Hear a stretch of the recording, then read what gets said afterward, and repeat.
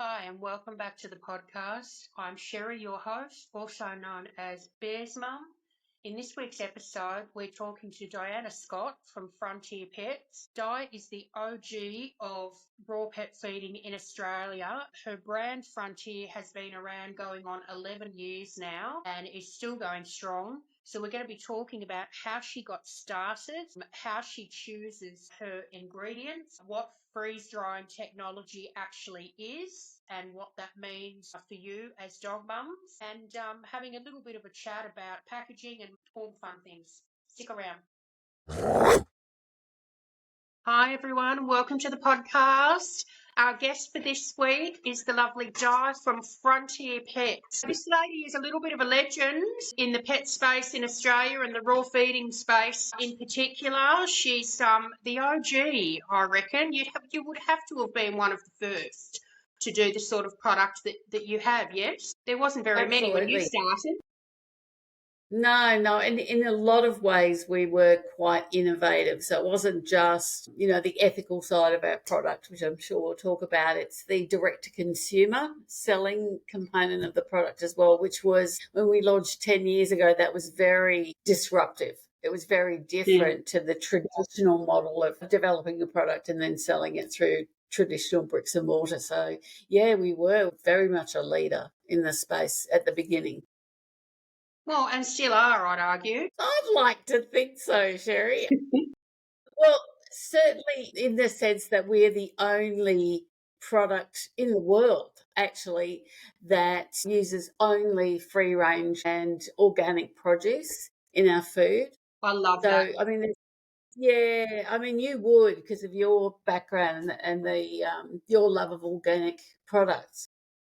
Yeah, it's quite different to when people talk about like grass-fed beef, for example. People will talk about grass-fed and how wonderful it is. In fact, grass-fed beef get finished in a feedlot. They spend their last 200 days in a feedlot. So it's not as ethical as people make it out to be. So when we talk about our produce, which is free range for whole of life, that is very different to everybody else's product. And I haven't come across a product in the world that does that. So, yeah, No, in I terms haven't of seen one either. No, no, and it's not easy either. I mean, in a matter of weeks, we'll be able to say that we're 100% organic ingredients, but it's been a 6-year journey to get there. It's not easy, is it? no, it isn't. And in the sense, it's obviously not easier for the farmers either, but in our space, in a pet space, it is challenging. Well, that's what I originally found, Sherry, that it was very challenging because the farmers that I spoke to, and I did actually visit them, I actually packed up my kit and did a road trip around the eastern states and spoke to farmers. So we use free range eggs, pork, beef, chicken, wild caught fish. And you talk to them and say you want to use this produce for pet food. And that's where I experienced roadblocks. Not necessarily because the farmer didn't want to participate and didn't want to work with me, but that it So had different not then. been done. Yeah, I remember. In fact, not far from you, up in Shepparton, I dealt with a free range egg farmer up there, and they were quite large because we use quite a bit of egg in our food, and they were quite large. And the founder of that particular company, when I said I want to use your eggs for free range, it was only dog food at the time. We do cat food now, but I want to use your eggs for free range dog food. And he just yelled across the warehouse floor to some other dude. He said, "Can you believe this chick? She wants to use our free range eggs in pet food." And I think there was this, like, not disbelief, but like, what? Really? And yeah, that was, that was convincing them that it was worthwhile. And it has been for us. And we've spent close to $12 million now on organic and free range produce. So, we've come a long way, but at the beginning it's very difficult when you're a fledgling brand, that no one's heard of, blah, blah, blah. So but very worthwhile when you actually get there. Absolutely. So what was it originally that inspired you to start this journey? I have always fed, or for as long as I can remember, I have always purchased and fed my family free range produce. I have an extreme dislike for intensive farming. It's so cruel, it's so unnecessary. We could go on forever about it. So I make personal choices. I support advocacy groups in ending the whole the whole intensive farming situation. And what happened, Sherry, really, it was literally in 2014. I remember because I had a conversation with my resident vet the other day. If I look at labels, I look at all labels. I want to know where my product comes from. I want to know if it's organic or free range where possible, the provenance, if it's Australian, etc. And I had never done that with my pet food. I just didn't make that giant mental leap. And what happened is that I was feeding, I've always got two dogs. The two dogs I had at the time, I was feeding kibble, as most people do. And for the first time, I looked at the pack and I looked at the label and I thought, I don't know what this is. I don't know, the hierarchy of ingredients. Is the first ingredient the most prominent? And if it is, the first ingredients in a lot of pet food is wheat and, grain based. And, where was it made? It went on and on. I thought, oh, this is insane. I've not made the same choices for my pets as I do for myself. So that's when I started on the journey, Sherry. That was when I was Googling, where can I find a product that's made out of free range ingredients? Just didn't exist, just did not exist. And the more I got into it, the more I realized how much meat. I mean, I know that a lot of dog food contains grain, but it contains meat meal as well, usually. So when you actually add up the fact that we've got, in Australia alone, there's 6 million dogs and nearly 5 million cats, and that's just in Australia. Globally, there's almost 1 billion companion animals. If you consider how much they're all eating in terms of protein, they're actually consuming intensively farmed animals. And so it's a big problem. They're actually part of the problem. And I actually discovered Dr. Kathy Cornack, who's our resident vet and a new animal nutritionist. And I said, what should I do? And she said, there's nothing around. You have to make it yourself. And raw feeding is best. And then I started to do that. And I tell you, after the second weekend of portion controlling meat and offal and eggs and fruit and vegetables, I kind of lost the will to live. There's got to be a better way than this. And it was my desire. It was a personal desire to have an ethical pet, like a truly ethically sourced ingredient pet food, and not being able to find one, and then wanting a raw food that was easy to prepare and to use, and discovering freeze drying. That it was like worlds collided. Mm. It was fulfilling a personal need, and then it ended up being a lot bigger than that. It grew so quickly. It was extraordinary growth. The first few years it was amazing. I mean, we're still growing now, but the first few years were amazing. And I think that shows that need resonated with other people. They want ethical produce. They want to be able to feed their pets raw because they know that's best. But there's challenges with home preparation for raw food, and it's time consuming. And here we now have Frontier Pets, which is 100% ethical all the time, and it's freeze dried, so it's ultra convenient. It just kind of ticked all those boxes. Absolutely. So, just for our listeners and our viewers that aren't familiar with freeze dry, do you want to just do a very quick explanation of what it is and what it means, basically? Yeah, yeah. I discovered freeze drying when I was on a trip to New Zealand and I saw a freeze dried pet food there and I started to look into it. It's quite challenging technology, but it's quite simple in its use. So our freeze dryers are about the size of a shipping container. And what happens, they're $1 million each. Then they're very expensive. Yeah. So what happens is, for us, we mix all of our ingredients together. So we've got our meat and our eggs and our fruit and vegetables, and we mix it all together like the same ways you would make a spag bowl. And we put it in a machine and grind it all. Of course, it comes out like the little tubes that you would get that you see for mince. What the freeze dryer does is it freezes the food, the raw food. So that's its first process. It freezes it. And then it goes through a process called sublimation, which is heat and air pressure. And what that does is it converts the ice crystals to vapor.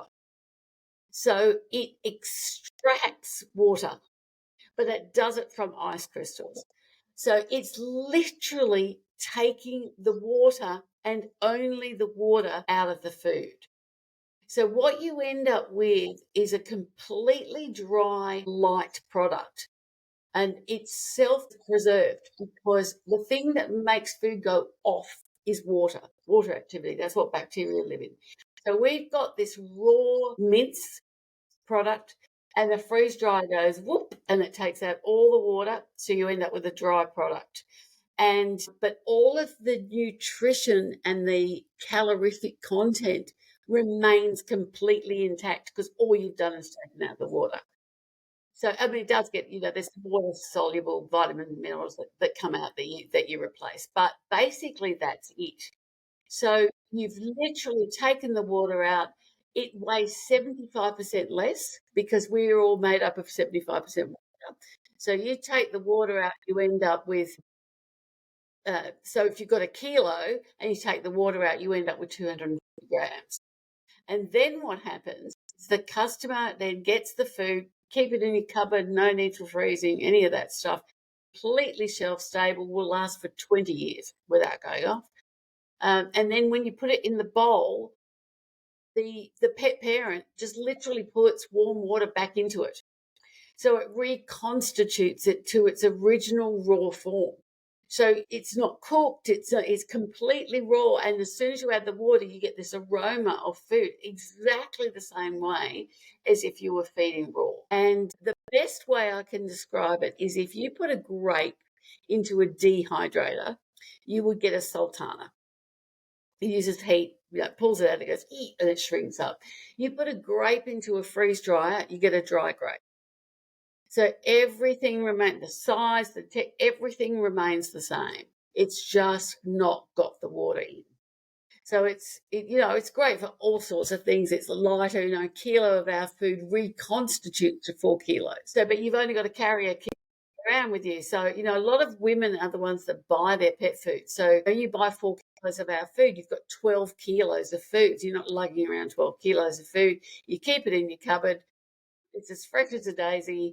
Where as soon as you add the water, you release all the aromas of the food in its original raw form. So the dogs go nuts, and the cats now go nuts. It takes 20 seconds. So it's not like you've got to keep it out for half an hour or something. So it's very clever technology. There's freeze-dried coffee, your 2-minute noodles, where you get your little vegetables in there in that little packet. They're all freeze-dried. So, if you've got a packet of freeze-dried peas and you put it in a bowl and you add hot water to it, you get peas exactly like they were when they were freeze-dried. So I hope that explains it in a simple way. Absolutely. It's such a good idea. I mean, besides obviously locking in the nutritional benefits, it's just so easy to store. It's easy when you're traveling. If you've got a dog that, for whatever reason can't have raw or doesn't find raw palatable, you can just pop it in a skillet or what have you and just very lightly cook it. And it's just as nutritious as if you were cooking fresh, straight from the. Yeah, exactly. But it's pretty rare to find a dog that doesn't like it because as soon as you add the water to it, so I add hot water to it because as soon as it gets in the bowl, it cools down, and so the pet's getting a warm, fresh meal every single time. Exactly. And that makes a big difference because it's like it's fresh out of the oven virtually when it's got that warmth to it. It's amazing. I think it just smells fantastic. It's just, and my dogs have obviously been on it for 10 years and they still hang around. They still go, this is great. And, from our point of view, we've got pork, chicken, beef and fish and lamb, and it's all ethically, it's 100% free range. So the nutritional value of the food is superior as well. I mean, a free range egg has 4 times more vitamin D than a cage egg does. So you've got that extraordinary quality of ingredients to start with. I'm not surprised now, of course, with hindsight looking back, that it took off so well, because, gosh, what a fantastic idea. You don't have to take something out of the freezer and wait for it to defrost and know that it's got all of those Exactly. preservatives and things in it, which they have to put in because it's, because it's got so much water in it. So yeah, it is. It's very, makes sense. Yeah, yeah, absolutely. Now, all of your produce, as in your fruits and veggies, they're organically grown as well, yes? Absolutely, 100% certified organic fruit and veg. So we use that there's 5 fruit and veg in our food, and it makes up 10% of the total. We use the staples like sweet potato and broccoli and so on, and carrots and apples, and sometimes we might change that with the season. But basically, they're the kind of the staple ingredients, and they have their own benefits because, we've got a tiny bit in the cat food, not much, because cats are carnivores. That's what they want. They want meat. But our dogs are traditionally scavengers, so they ate fruit and vegetables that were left over on the ground and all that kind of thing. So it Definitely. mimics the food, very much mimics what they would have got from their scavenging days. Absolutely. And the other thing that I love too is that you're sourcing locally, that you're supporting Aussie growers and Aussie farmers. And it's just so important. It is important. It is important. And what I'm particularly happy about, particularly proud of, is that, yeah, we're supporting Australian farmers in Australia, but we're also exporting. So we now export to Korea, Singapore, Hong Kong, Thailand, Yeah. and somewhere else. And Mhm. so the Australian farmers have got another way to get their produce exported. Yeah. So if that makes sense, because there now, I'm saying you give me your not give me, obviously we pay for it. We buy what's called trim, which is 80% protein, 20% fat, and we get that and we use that in our food, which then gets sent overseas. Australian produce is being sent overseas in a way that they wouldn't have been able to before. So it Mm. supports Australian farmers, as said, in a way that they just simply wouldn't have been able to be supported before. And importantly, we use something called trim. So a free range farmer is highly likely to be a paddock to plate farmer. So your intensive farmers, they grow the cattle or the sheep or whatever, and then they put them on the trucks and they get transported to the abattoir. And the farmer just waves them goodbye on the truck. Whereas a free range farmer deals with restaurants and supermarkets and delicatessens and so on. So they follow that whole journey. So they want to make the most of their animals. They want to use 100% of their animals. So they would sell their good cuts of meat, their eye fillets and T-bones and so on, to the restaurants. And then the bits of the meat that are left over, that have been trimmed from that's what we get. And they would have had to have what's called value added that. They would have had to make sausages or hamburgers or something out of that meat to be able to use that whole animal. Whereas we're saying you don't have to do that. Yeah. Give us that, and we pay a good price for it. So there's so many ways that we support these farmers. Absolutely. Fantastic. Now, I noticed that you've had a little bit of a refresh of your branding and your packaging lately. It looks Yeah, beautiful. it's wonderful. Yeah, it's gone through. My background is actually in marketing. Packaging is all part of it. And it's just gone through a bit of a transition. And I think that the main thing about the packaging that has changed is that it shows the produce on the packaging, which we didn't do before. We didn't really show the produce. And that's what, immediately gets people's attention, that they can see the freeze-dried component at the end, and that they can see the meat that we actually use and the eggs that we use and so on. So it's a much better representation of the freshness of the food. Is exactly like homemade, so it's very fresh. And because we export to so many locations now, there's this collective opinion, sometimes in a bad way, about what they want to see on the packaging and Yeah, what their customers want to see. And Australia, particularly in the Asian countries, Australia is very, very highly thought of for our fresh produce, as is New Zealand. So it's a big selling point for Asian countries when they see the fresh produce on the packaging. So yes, I think it's looked good. It's evolved over time. It's very clear what the food is and what the ingredients are, and which are all just perfect.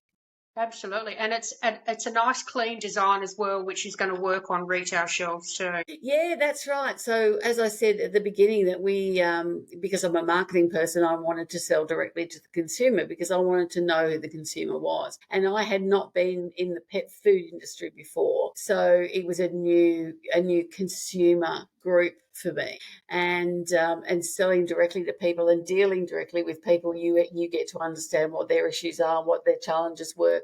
Our biggest challenge is that we were freeze dried. Nobody knew what the hell that was. So we had so there was a great way of educating and informing people. But we're just now starting to look at retailing it as well. Because one of the big challenges that people have, and we all do it, that you run out of food or you're going to run out of food like tomorrow. And And you people can't call wait and for say, shipping. I can't get it to you that fast. So, Yeah, especially if you're in Western Australia. It's good to be able to now be in a position to be able to offer it, in stores. And so we're talking to lots of stores. Vets are very keen. We've already in quite a few vets because they're looking for an alternative for their customers as well. Yeah, it will. I believe it will stand alone in the stores. Definitely, it's got that. I like the contemporary look of it, and I personally like the realness of it. I think we spoke before this podcast about greenwashing especially in the pet space, where people can't believe what they're being told, and they shouldn't have. It's very level of skepticism, about what is actually in the food. So to be able to hopefully represent, this is it. What you see is what you get. Is yeah, that the only way you can do that is through the packaging. And believe absolutely. us, exactly what you see is exactly what. Which is always refreshing. So, have you got anything in the works, on the cards, anything new, exciting that you want to let people know about? Yeah, absolutely. We launched cat food about a year ago. So that's obviously not new. That's a year ago, but we're just starting to really get some traction with that. The Beautiful. dog food was an easier entry, the cat food, because it's a new product for cats. So that's definitely, cats are notoriously bad water drinkers, notoriously. Yes, they are. They are, and that's why they have so many urinary and kidney problems, because they don't drink enough water and they eat kibble, which is just terrible. So, this is great for cats because you add water back into it. So when the canapcus releases all the blood and the aromas of the meat, which is what the cats love, so it forces them to drink water. So please bear that, if your listeners can bear that in the mind, it's fantastic for cats for that reason. But we've got another lot of new products that have just been launched, and they're boosters. And what they are is we still use the same freeze drying technique, but we've got three kinds. We've got an organ one, which contains organ meat, your livers, your kidneys, and so on. We've got a white one that's tripe and chai, and then we've got a green one, which Ooh, is your super greens. super And greens. so it's all broken up. They're in little cylinders, and it's all broken up into. So you just put a teaspoon of it on the food. So what I love about it is it kind of boosts the flavour of the food. If you want to use it on top of Frontier Pets, you don't need to add anything to Frontier Pets, but if you wanted to, that's great. But if you feed raw and you're not sure whether your pet's getting, a complete nutritional profile, which chances are they're not, because, people don't intuitively know what they should feed. It's not just meat, you got to feed other That's things, right. especially for dogs.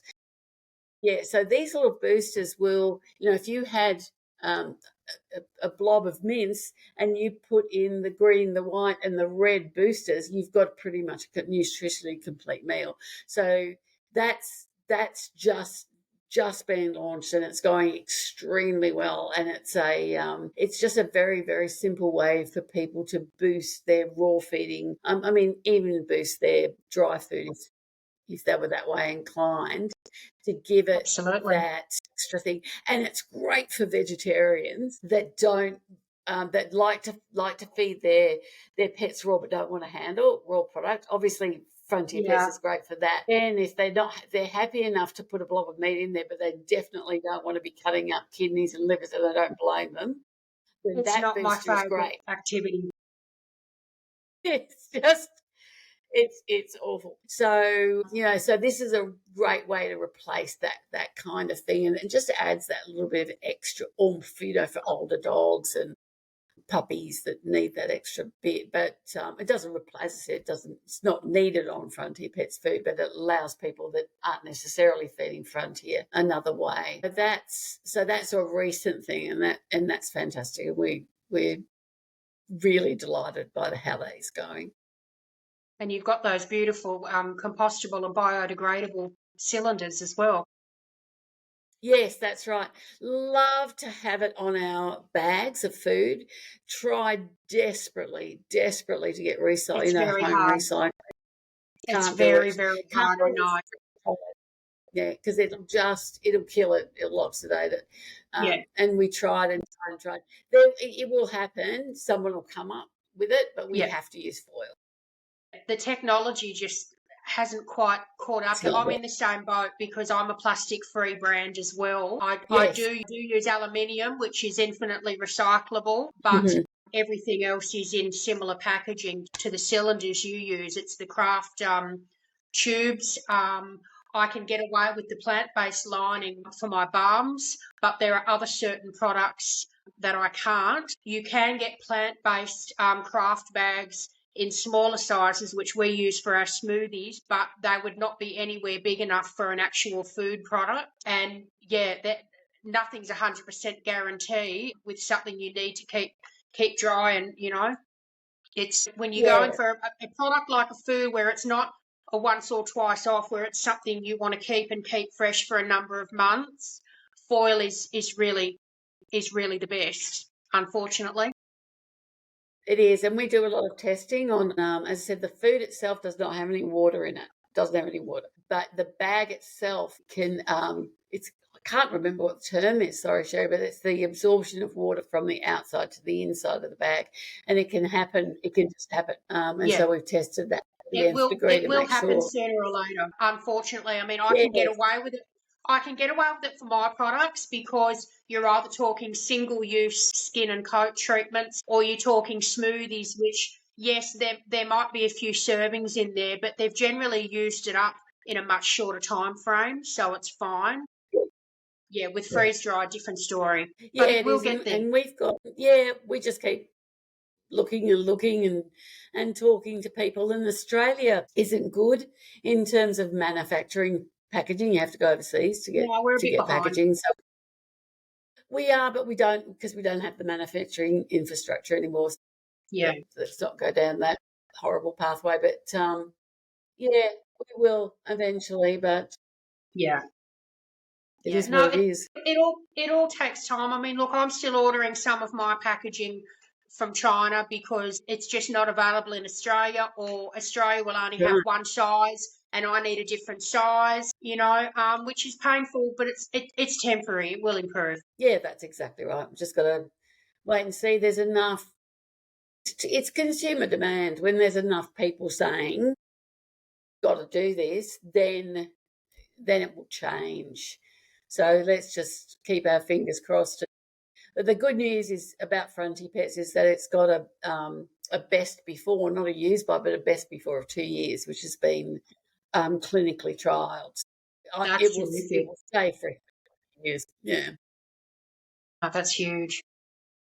Thank you so, so Mm, much for coming. I have thoroughly enjoyed our chat, and there is just so good. many nuggets in there for people. Good. Good.